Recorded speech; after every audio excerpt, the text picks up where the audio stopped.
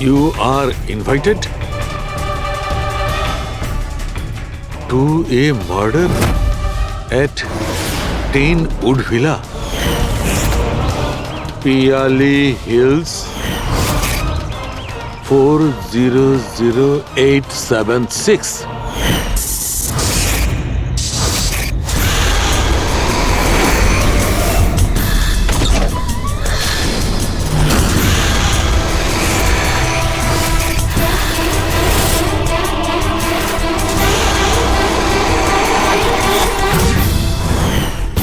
Catch me if you can.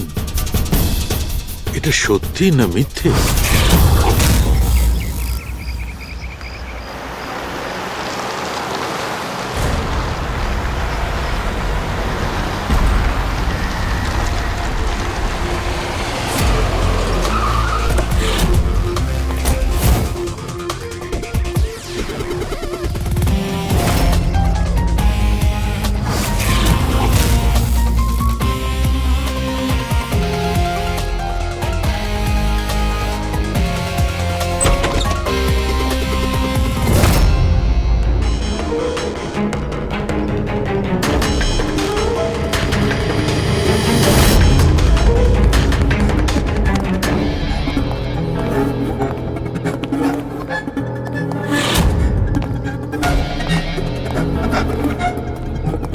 My God!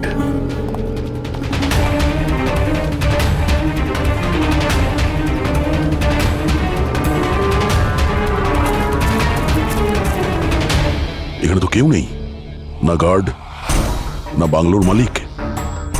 Pankaj, আশেপাশে খোঁজ নিয়ে দেখো এই বাংলোর মালিককে। কোনো ইনফরমেশন পেলে আমাকে জানাও।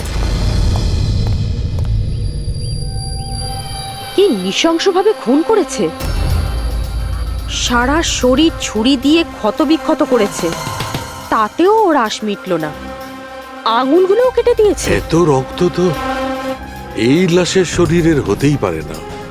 মানে স্যার? মানেটা হচ্ছে এই পুরবী, যত রক্ত এই ঘরের মধ্যে ছড়িয়ে আছে, এত রক্ত তো একটা মানুষের শরীরে থাকেই না।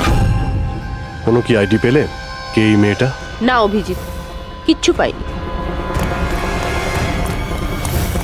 স্যার, স্যার এই বাড়ির ওনার রায়না, আর ও আধ ঘন্টার মধ্যে আসছে।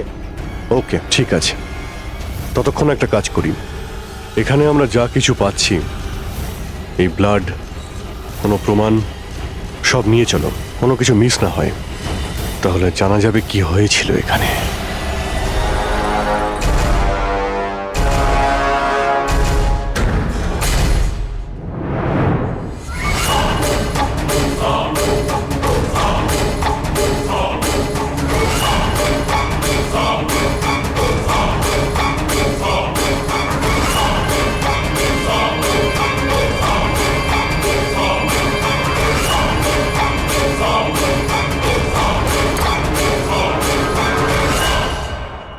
এই ঘরে এত জিনিস পড়ে রয়েছে, যারা চিৎকার করে করে বলছে আমরা প্রমাণ, আমাদের তুলে নাও।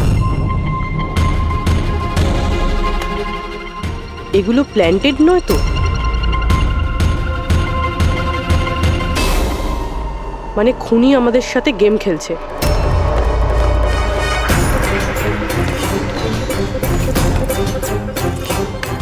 এসব কে করেছে?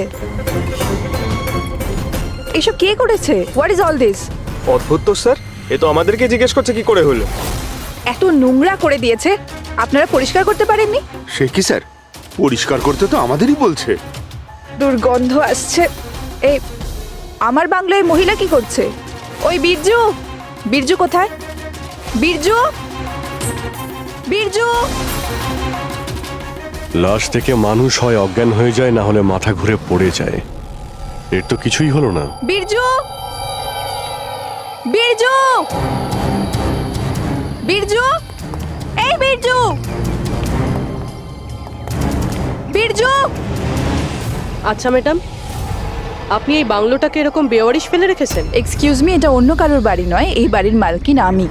এটা আমার পৈতৃক বাংলো। আচ্ছা, এটা যখন আপনারই বাংলো, তাহলে কোনো কেয়ারটেকার নেই কেন এখানে? অফকোর্স আছে, বীরজু, বাট এখন জানি না কোথায়। বীরজু, একটা মহিলার লাশ পড়ে আছে আপনার বাংলোতে, আর আপনি বলছেন জানেন না? আমি কিছুই জানি না, আর আপনারা প্লিজ এখান থেকে বেরিয়ে যান, আর যেতে যেতে সবকিছু পরিষ্কার করে যান। বীরজু! স্যার এই মহিলা কিরকম অদ্ভুত টাইপের, একটু ঢ্যাটা।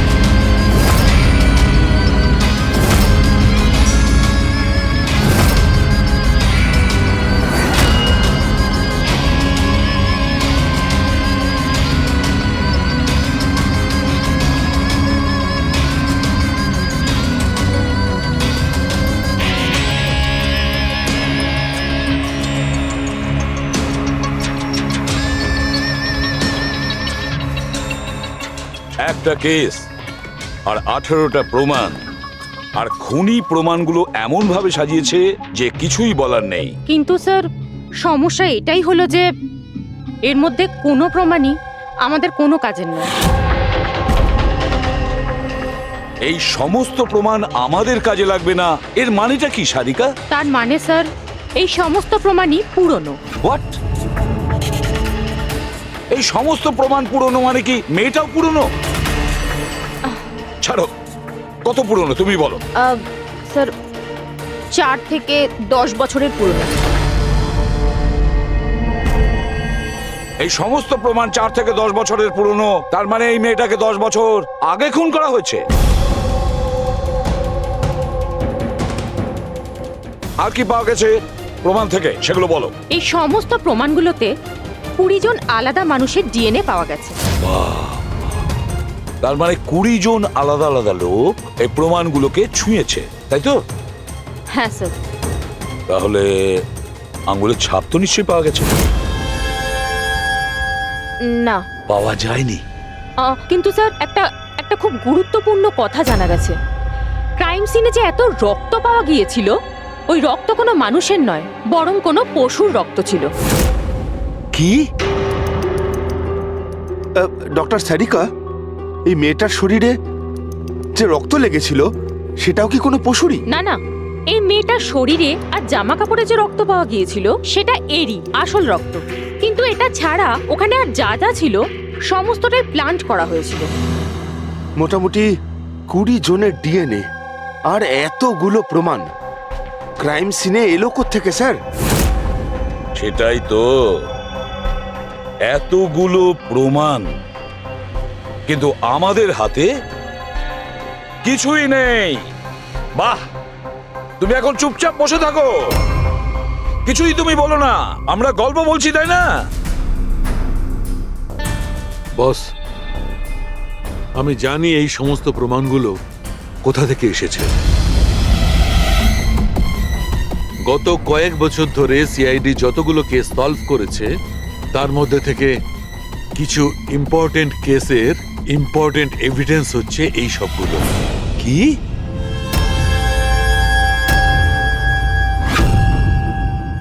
স্যার আমি ওই মহিলা আর তার বাড়ির ব্যাকগ্রাউন্ড সম্পর্কে সব চেক করলাম। ওর পরিবারে 2-3 জন খুনের অভিযোগে জেল খাটছে, আর ওই মহিলার বাইপোলার ডিসঅর্ডার আছে। তাইও এই ধরনের ব্যবহার করছিল। আর ওই যে কেয়ারটেকার ছিল বীরজু, ওর কি খবর? স্যার ওনার ফোনের লাস্ট লোকেশন ওই বাংলোর বাইরেটাই দেখাচ্ছে, তারপর থেকে অফ রয়েছে, খোঁজার চেষ্টা চলছে। অদ্ভুত ব্যাপার, ওই বাংলোতে এত কিছু ঘটে গেল আর ওই বাংলোর মালকিন কিছু জানেই না। কেয়ারটেকার উধাও। আচ্ছা, ও আবার অসুস্থতার আড়ালে কোনো গেম খেলছে না তো? হতে পারে, নজর রাখতে হবে ওর উপরে।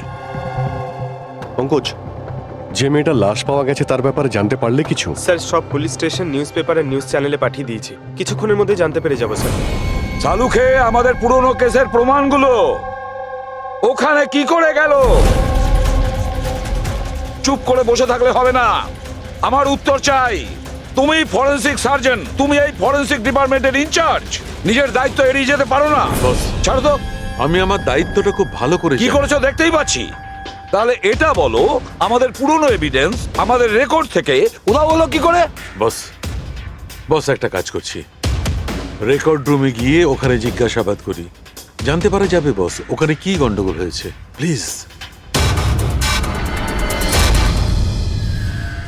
এতগুলো প্রমাণ কিভাবে উধাও হলো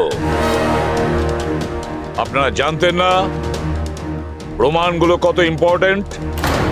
তাহলে আপনারা থাকা সত্ত্বেও এই চুরি হলো কি করে? কিভাবে প্রমাণগুলো উধাও হলো? স্যার, আমার উপস্থিতিতে চুরি হয়নি স্যার। তাহলে চুরি কবে হয়েছে? স্যার, এই চুরি হয়তো রাত্রে হয়েছে, কেননা আমরা তো রাত্রে থাকি না, তাই না? এই জন্য চুরি হয়েছে। আর আপনি, আপনার কি বক্তব্য শুনি? স্যার, আমি ডাক্তারবাবুকে কতবার বলেছি যে লকগুলো ঠিক করিয়ে নিতে, দরজা জানলা ঠিক করে নিতে, সিসিটিভি ক্যামেরা লাগিয়ে নিতে, কিন্তু ডাক্তারবাবু আমাদের কথা শোনেনি না। তাছাড়া মানে- আর আর কি? আর কি?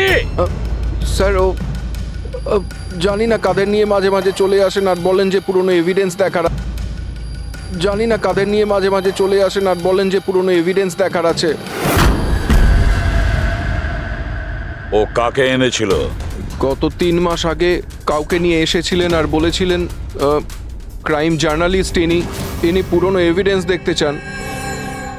বস, বস ও একজন জার্নালিস্ট ছিল, ফরেন্সিকের উপর একটা আর্টিকেল লিখতে চাইছিল, আমাকে রিকোয়েস্ট করলো আর আমি পারমিশন দিয়ে দিলাম। দেখো সালুকে, তুমি খুব ভালো করেই জানো যে এখানে বাইরের লোকের ঢোকার অনুমতি নেই, আর তুমি জার্নালিস্টকে এনেছিলে।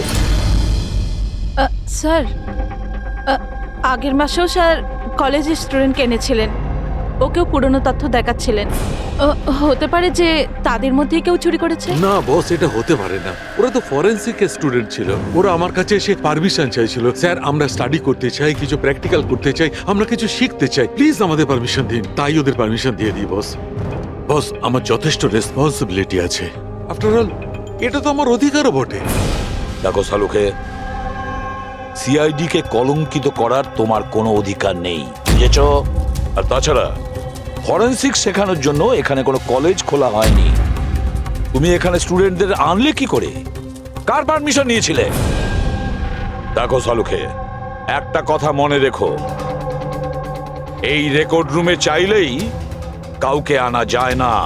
না আমি আনতে পারি, না তুমি আনতে পারো, না এ আনতে পারে, সে কোনো পরিবারের হোক বা কোনো বন্ধু হোক। আরে ভাই, হ্যাঁ অভিজিৎ, হ্যাঁ স্যার, যে মেয়েটা খুন হয়েছে তার নাম হলো টিনা, আর উনি ওই মেয়েটার বাবা। Doctor Nirab sir, head of forensic, Chennai. Doctor Nirab? Nirab, Nirab, আরে শালুকে আমার মেয়েকে মেরে দিয়েছে। কন্ট্রোল ইয়োরসেলফ, সব জানা যাবে। স্যার, ওনাকে আপনি চেনেন? হ্যাঁ অভিজিৎ, একটা সময় ছিল যখন আমি আর নীরব একসঙ্গে কাজ করতাম। নীরব, 1 মিনিট বস। কি কি? এই দেখো ভাই, আমার সন্দেহটা একদম ঠিক ছিল, এতে টক্সিড আছে। আচ্ছা ডক্টর, শেষ কবে নাগাদ আপনার আপনার মেয়ে টিনার সঙ্গে কথা হয়েছিল? কবে দেখা হয়েছিল? আসলে ও কলেজের হস্টেলে থাকতো, 2 দিন আগেই হারিয়ে। নীরব, নীরব শান্ত হও নীরব, যেই হোক ঠিক খুঁজে বার করব, আমি খুঁজে বার করব নীরব, আমি খুঁজে বার করব কে করেছে। না সালুকে, তুমি খোঁজ নেবে না। আমি খুঁজবো না মানে? মানে তুমি এই কেসে কোনো কাজ করবে না।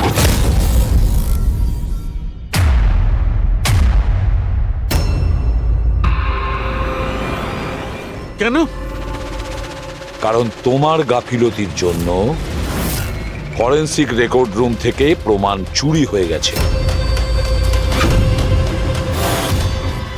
সালুকে, ইউ আর সাসপেন্ডেড যতক্ষণ না কেস সলভ হচ্ছে।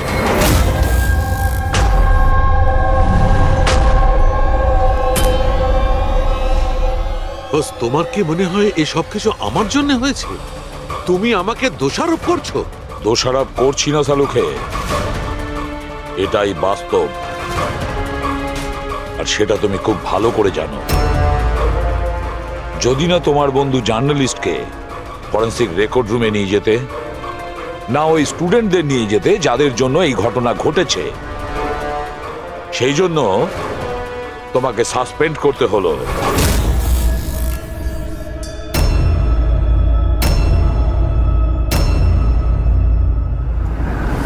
কিন্তু ভাই, নীরবের আমাকে প্রয়োজন আছে, এই কেসটাতে আমার প্রয়োজন আছে, প্লিজ।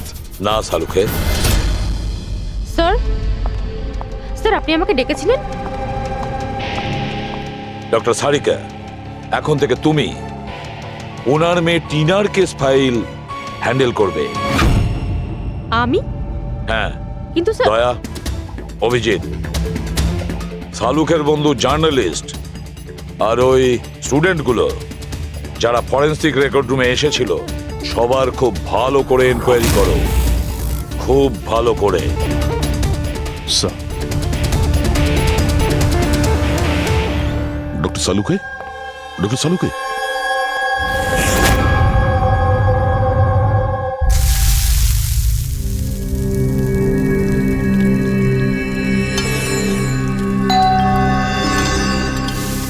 ওই এসে হাজির হয়েছে ওরা দুজন, দয়া আর অভিজিৎ, আমার কাটা খাই নুনের ছিটে দিতে। আমি জানি ওরা কি বলবে, স্যার কিচ্ছু হবে না, আপনার উপর আমাদের পুরো বিশ্বাস আছে, সব ঠিক হয়ে যাবে, ছাই ঠিক হয়ে যাবে। প্রথমে অপমান করে বাইরে বার করে দেবে, তারপর এদের দুজনকে পাঠাবে মলম লাগাতে। যাও যাও, ওকে একটু সান্ত্বনা দিয়ে এসো। ধ্যাৎ।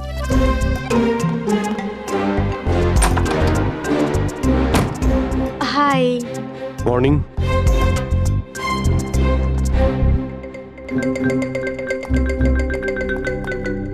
আরে কেন টেনশন নিচ্ছেন স্যার, সব ঠিক হয়ে যাবে।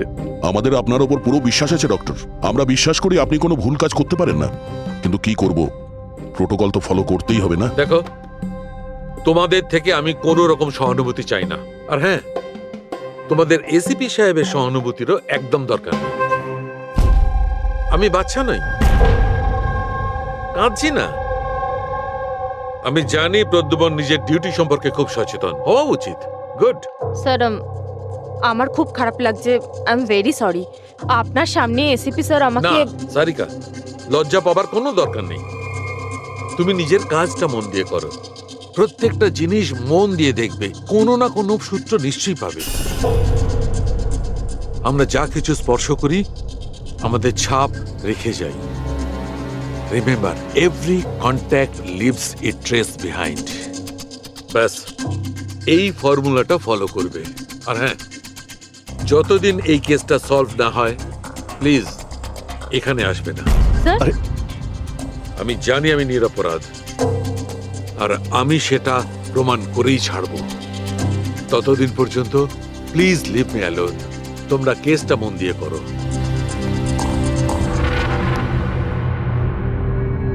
মাথা খুব গরম হয়ে আছে স্যার। খুব খিদে পেয়েছে, আজকে কি রান্না করেছেন?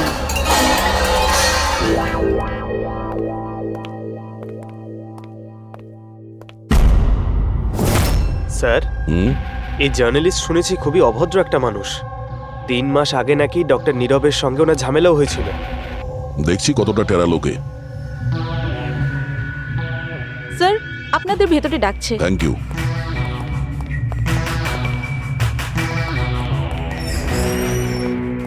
আরে বাহ, ভাগ্য আমার, আজ তো সিআইডি টিমের সিনিয়র অফিসার দয়ার সঙ্গে আমার দেখা হয়েই গেল। আরে বসুন বসুন।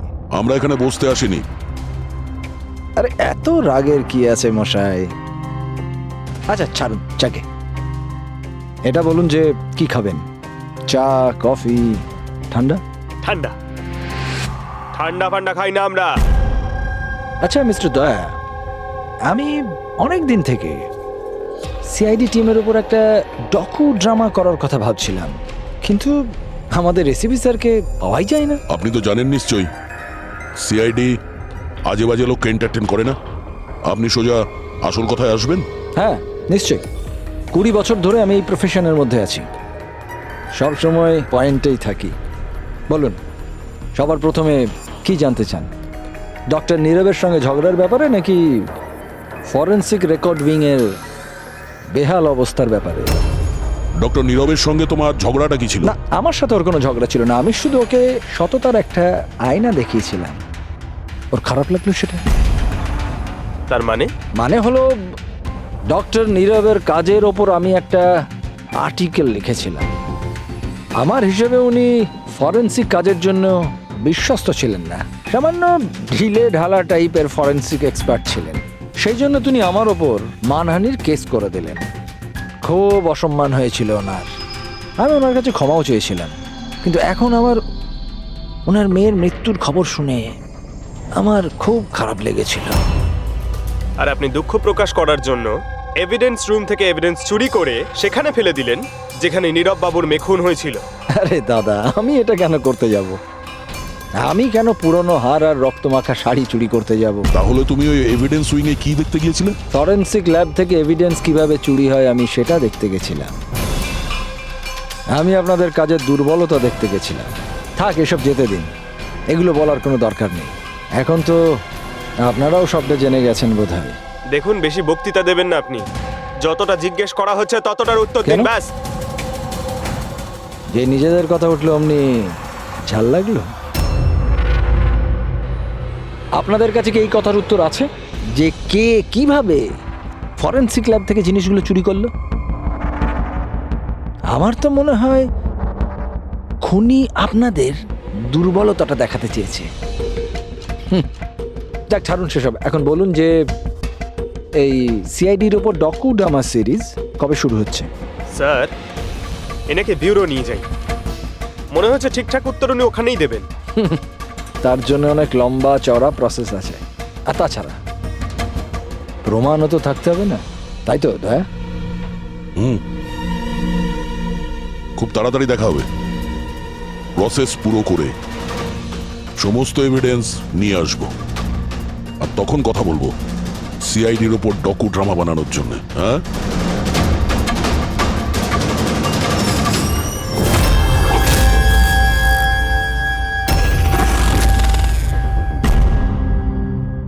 ডক্টর নারায়ণী, ইয়েস, হ্যাঁ বলুন। আমরা সিআইডি থেকে একটা কেসের ব্যাপারে আপনার সাথে কথা বলতে চাই। নিশ্চয়ই বলুন। যে স্টুডেন্টগুলো গত মাসে ফরেন্সিক রেকর্ড রুম দেখতে গিয়েছিল তারা প্রত্যেকেই চুরি আর খুনের দায়ে সাসপেক্ট। হোয়াট? অফিসার, আপনার নিশ্চয়ই কোথাও ভুল হচ্ছে। আমাদের স্টুডেন্ট কখনো এরকম করতে পারে না। আমরাও সেটা আশা করি যে ওরা কিছু করেনি, কিন্তু খুন তো হয়েছে আর ওরা প্রত্যেকেই অভিযুক্ত। দেখুন, আমাদের বাচ্চারা শুধুমাত্র এডুকেশন ট্যুরের জন্য গেছিল, আর আপনারা ওদের সন্দেহ করছেন? আমাদের কাজ হচ্ছে কেসটা সলভ করা আর অপরাধীকে উপযুক্ত শাস্তি দেওয়া। আপনি প্লিজ ওই 10 জন স্টুডেন্টকে ডাকুন, আমরা তাদের জিজ্ঞাসাবাদ করব আর তাদের আঙুলের ছাপ নেব।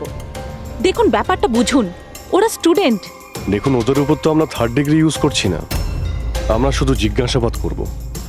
আর হ্যাঁ, ওদের কিছু বলবেন না যে আমরা কি ব্যাপারে ওদের সাথে কথা বলবো। ওকে। ফরেন্সিক রেকর্ড রুম দেখে তোমাদের কেমন লেগেছিল? স্যার, আমার তো দম আটকে যাচ্ছিল ওখানে। ওটা কোনো জায়গা হলো? পুরনো দাঁত, হাড়, রক্তে মাখা কাপড়। আমার তো এই জায়গাটা একদম ভালো লাগেনি, খুব অদ্ভুত অনুভূতি হচ্ছিল। তোমার কি সবসময় সর্দি কাশি হয়? না ম্যাম, মাঝে মাঝে হয়। স্যার, আমার কাছে ওই জায়গাটা সম্পূর্ণ ইউজলেস ছিল। দেখাশোনা নেই, না কোনো প্রমাণ আছে ঠিক মতো। আর স্যার, আমি তো ওই কোল্ড কেস ফাইলের এভিডেন্স বাড়ি নিয়ে যেতে চেয়েছিলাম, যাতে আমি ওটার উপরে স্টাডি করতে পারি। আমি রোমাঞ্চিত হচ্ছিলাম। খুনি আর নিহতদের চিন্তাভাবনা কল্পনা করার চেষ্টা করছিলাম। খারাপ চিন্তা, দুঃখ, কষ্ট।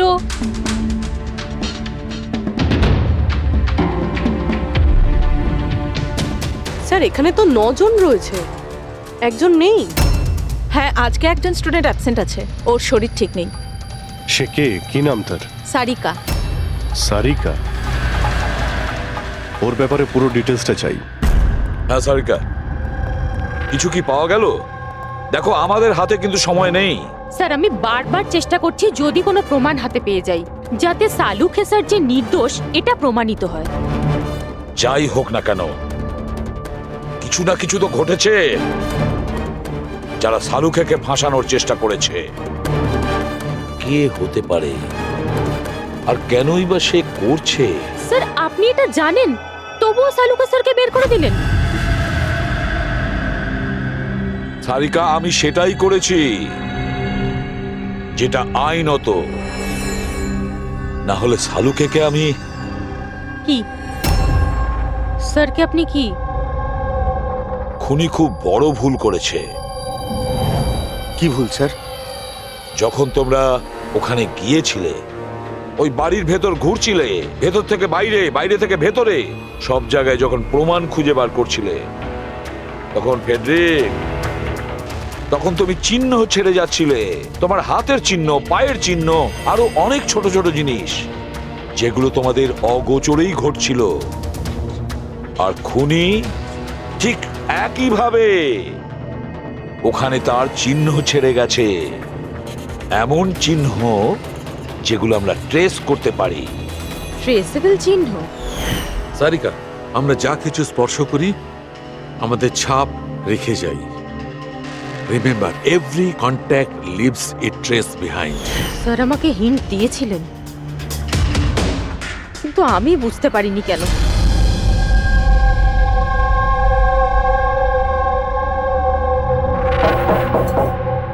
হ্যাঁ বলুন। সারিকা কোথায়? আপনারা? সিআইডি। আপনি কে? স্যার আমার নাম রূপালী। আর সারিকা? স্যার ও তো এখানে নেই, কালকেই চলে গেছে। কোথায় গেছে? ম্যাম ও নিজের বাড়ি চলে গেছে। কালকে ও এলো, তারপর তাড়াহুড়ো করে নিজের ব্যাগ প্যাক করলো, আর খুব তাড়াহুড়োতে ছিল তাই নিজের ফোনটাও ফেলে গেছে। কোনো কারণ কি বললো এত তাড়াহুড়ো করে বাড়ি যাওয়ার জন্য? হ্যাঁ স্যার, ও বলছিল যে ওর বাড়ির কোনো লোক অসুস্থ আছে। কি স্যার? ফরেন্সিক সেন্টার থেকে জানতে পারলাম সারিকা অসুস্থ, আর এ বলছে যে ওর বাড়ির কেউ অসুস্থ। কিছু তো একটা ব্যাপার আছে। আচ্ছা রূপালী, এই সারিকার বাড়ি কোথায়? স্যার কানপুর। কানপুর? আর তোমরা একসঙ্গেই থাকতে? হ্যাঁ স্যার, আমরা রুমমেটস ছিলাম। আচ্ছা, তোমরা কতদিন একসাথে রয়েছো? এই হবে 8-9 মাস। 8-9 মাস ধরে তো একে অপরের ব্যাপারে নিশ্চয়ই ভালোই জানবে। কি কেমন মেয়ে ছিল সারিকা, কিছু বলতে পারবে তুমি? স্যার ও তো খুব ভালো মেয়ে ছিল। ইনফ্যাক্ট ও নিজের কাজ নিয়েই ব্যস্ত থাকতো, মানে ফরেন্সিক ইনস্টিটিউট যাওয়া, ওখান থেকে ফিরে আসা, এইসব নিয়েই থাকতো। Forensic centre? তো ও কি ওখানকার কোনো কথা তোমাকে বলেছিল? হ্যাঁ, ফরেন্সিক ইনস্টিটিউটের ব্যাপারে কিছু কিছু কথা আমাকে বলতো। যেমন এই কিছুদিন আগেও আমাকে বলছিল যে, তুই জানিস রূপালী, প্রমাণ ট্রেস করে যে কাউকে ফাঁসানো যেতে পারে। রিয়েলি? কিন্তু এটা কিভাবে হতে পারে? আরে বোকা, সব কিছু হতে পারে। আমি সব করতে পারি। যে কোনো কেসকে পাল্টে দেওয়া যায় শুধুমাত্র প্রমাণের ওপর ভিত্তি করে। এবার দেখ আমি কিভাবে সবার মাথা ঘুরিয়ে দিতে পারি। স্যার, টিনা আর ডক্টর সালুঙ্কের কেসেও তো তাই ঘটেছে। আর এই সারিকাও কেটে পড়েছেন। ওকে তাড়াতাড়ি খুঁজে বের করতে হবে।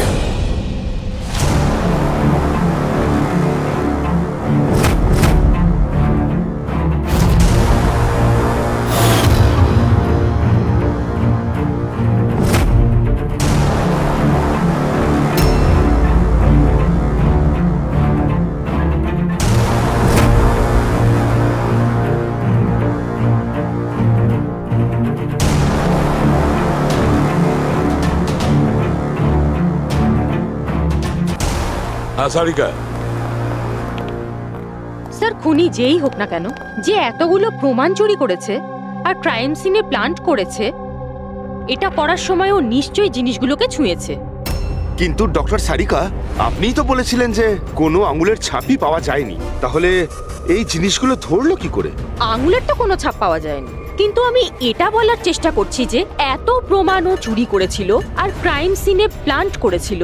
এখন এত পরিশ্রম করার পর ওর একটু তো ঘাম হয়েই ছিল। মানে sweat analysis. Exactly, sweat analysis করেছি। আর ওই প্রসিডিয়ারে আমি একটা ডিএনএ পেয়েছি। এই দেখুন, এই ডিএনএ থেকে আমি এটাই জানতে পেরেছি যে এই লোকটার একটা বিশেষ ধরনের রোগ আছে, সিস্টিক ফাইব্রোসিস। এটা কি ধরনের অসুখ? এটা একটা জেনেটিক রোগ পুরবি। এই রোগটা থেকে মানুষের বডি অর্গানস যেমন কিডনি, লাংস, প্যানক্রিয়াস, ইন্টেস্টাইন সব ড্যামেজ হতে থাকে। কিন্তু ডক্টর সারিকা, এই রোগটা চেনা যায় কিভাবে? মানে কোনো সিমটমস তো আছে? সিমটমস আছে।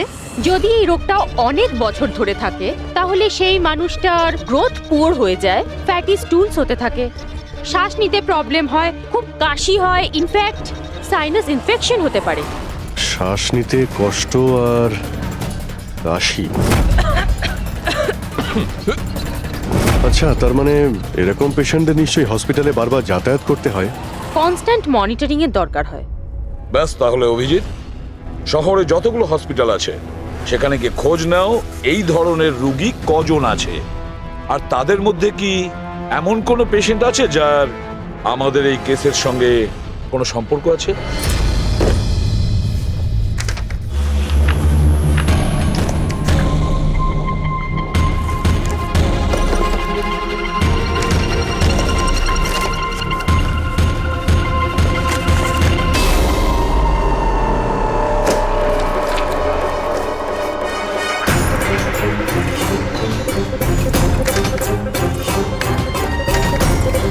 এই কেসটা আমরা একসঙ্গে কাজ করেছিলাম। ইয়েস,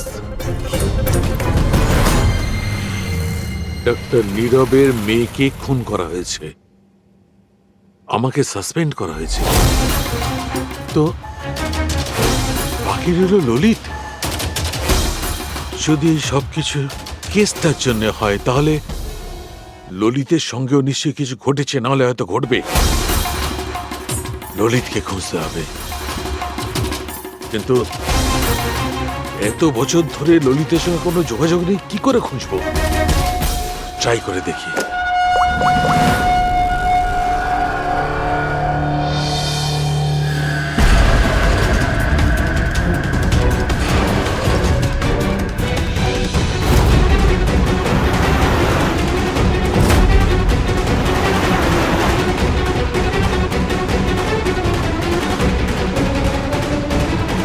আর ইউ শিওর এটা ওনার ছবি? হ্যাঁ স্যার, উনি। আর ওনাকে হসপিটালে 2-3 বার আসতেই হয়। My god, thank you very much. Thank you.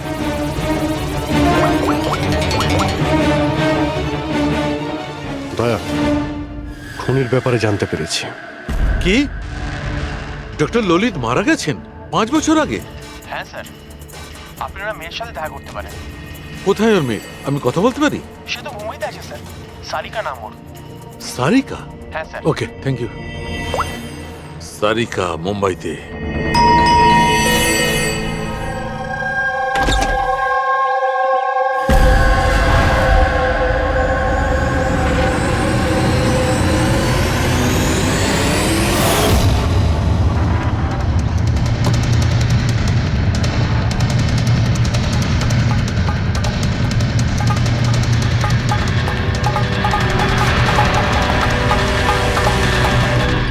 সত্যের খুব কাছেই আছো তুমি। এইটাই শেষ জায়গা যেখানে খুনটা হবে। অপেক্ষা করছি তুমি আসবে ওইখানে যেখান থেকে সব শুরু হয়েছিল 8 বছর আগে।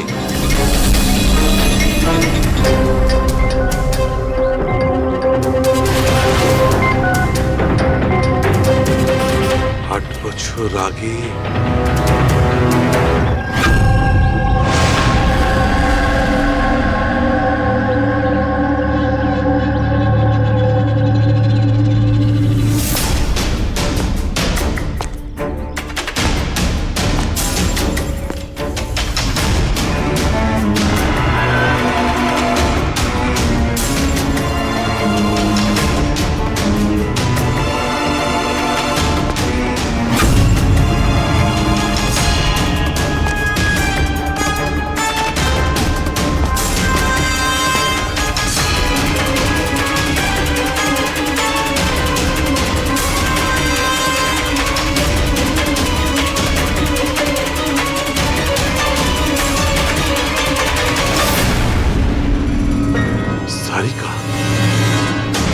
একে কে মারল? হঠাৎ আলোটা নিভে গেল কেন?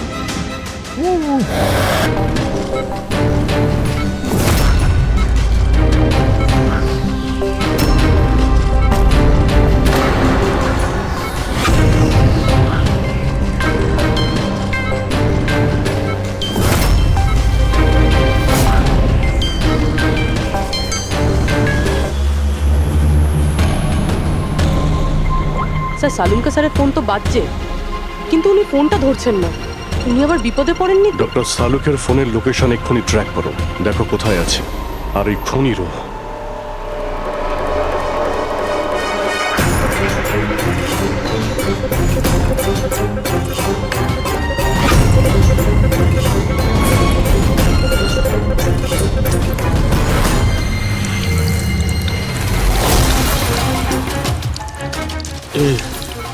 এসব কি করছো?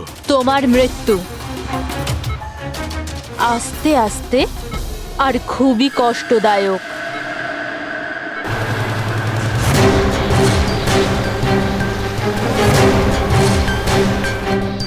তোমার শরীরের এক এক ফোঁটা রক্ত যখন তোমার শরীর থেকে আস্তে আস্তে বেরোবে না, তখন খুব মজা আসবে তোমার, তাই না? কিন্তু তুমি এসব কেন করছো? নিজের বাবার মৃত্যুর প্রতিশোধ নিচ্ছি। আরে খুনি হচ্ছ তোমরা তিনজন। তোমার বাবা রঘু? হ্যাঁ, রঘু, যাকে তুমি, ডক্টর ললিত আর ডক্টর নীরব মিলে মেরে ফেলেছো। আর তোমাদের জন্য আজ আমার বাবা আমার সাথে নেই। মেরে ফেলেছি? আমরা? কিভাবে?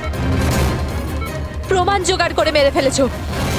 তোমরা প্রমাণ জোগাড় করে আমার বাবাকে ফাঁসির শাস্তি দেয়া করিয়েছো। দেখো দেখো, প্রমাণ জোগাড় করা, শাস্তি দেওয়া, এটা ফরেন্সিকের কাজ। কাজ এটা? নিশ্চয়ই নিশ্চয়ই এটা তোমাদের কাজ, কিন্তু তোমরা আমার ব্যাপারে তো ভাবোনি না। ওই মেয়েটার ব্যাপারে যার বাবাকে ছিনিয়ে নিয়েছো। আমার বাবার মৃত্যুর পরে আমি ডিপ্রেসড হয়ে গিয়েছিলাম। আর এই সব থেকে বেরোনোর পরে আমি ভেবে নিয়েছিলাম, ঠিক করে নিয়েছিলাম যে আমি তোমাদের তিনজনকেই এই মৃত্যুর শাস্তি দিয়ে তারপরেই ছাড়বো। আর এই জন্যই তুমি টিনাকে মেরে ফেলেছো? হ্যাঁ, মেরে ফেলেছি আমি ওকে, কারণ আমি জানতাম ডক্টর ললিত 5 বছর আগেই মরে গেছে। আর পড়ে রইল তুমি আর ডক্টর নীরবের প্রশ্ন। তো আমি জানতাম যে ডক্টর নীরব নিজের মেয়ে টিনাকে খুব বেশি ভালোবাসে। টিনার মরে যাওয়ার পর ও নিজেই নিজেকে মেরে ফেলবে। আর তুমি, আর পড়ে রইল তোমার প্রশ্ন, তুমি তোমার ফরেনসিক অফিসকে খুব ভালোবাসো। যখন ওখান থেকে তোমাকে ধাক্কা মেরে অপমান করে বার করে দেবে, তখন তো তুমি নিজেকেই নিজে মেরে ফেলবে। কিন্তু সারিকা তোমার কি ক্ষতি করেছিল?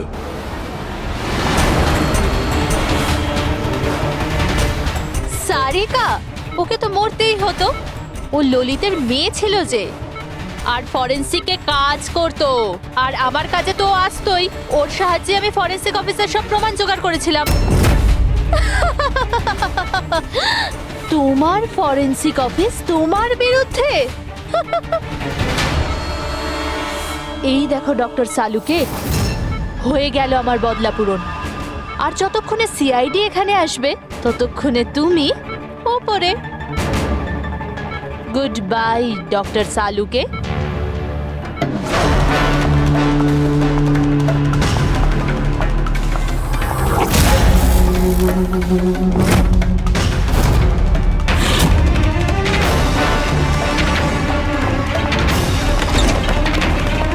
রূপালী, খেলা শেষ তোমার। আমার খেলা শেষ নাকি সালুকের? বাঁচাতে পারবে তো তোমরা? তো বাঁচিয়ে নাও। রক্তের ঋণ তো চাপিয়ে দিলে বস আমার উপর।